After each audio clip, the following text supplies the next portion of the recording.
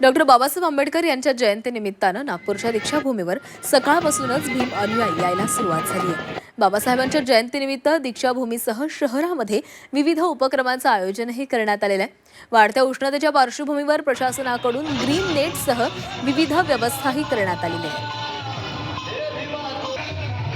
दरम्यान याचाच आढावा घेतलाय आमचे प्रतिनिधी सुमित ठाकरे यांनी।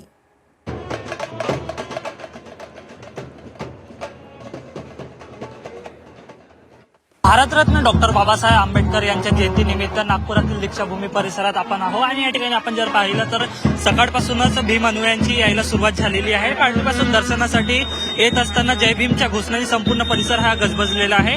या ऐतिहासिक दीक्षाभूमीवर डॉक्टर बाबासाहेब आंबेडकर यांनी 1956 साली बौद्ध धर्माची दीक्षा घेतली होती, त्यामुळे या स्थळाला विशेष महत्त्व प्राप्त झाले आहे। राज्यासह देशभरातील विविध भागातून लाखो अनुयायी दरवर्षी येथे दाखल होत असतात। यंदाही मोठ्या संख्येने भाविक या ठिकाणी दाखल झाले आहे। डॉक्टर आंबेडकर यांचे अस्थिकलशाचे दर्शन घेण्याकरिता आपण काही अनुयायांना यांच्याशी बातचीत करण्याचा प्रयत्न करूया।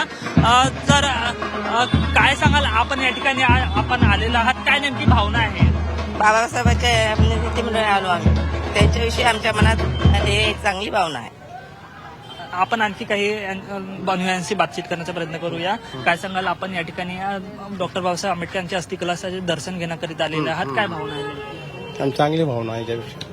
काय सांगाल, इतके वर्ष झाल्याच्या नंतर सुद्धा आपण जर बघितलं तर या ठिकाणी उन्हाच्या उष्णतेच्या पारा लक्षात घेता या ठिकाणी ग्रीन नेटची सुद्धा व्यवस्था करण्यात आलेली आहे आणि या ठिकाणी नागपुरी बँडच्या माध्यमातून या ठिकाणी डॉक्टर बाबासाहेब आंबेडकर यांना अभिवादन करण्याचा प्रयत्न या ठिकाणी करण्याचा प्रयत्न या ठिकाणी होत आहे।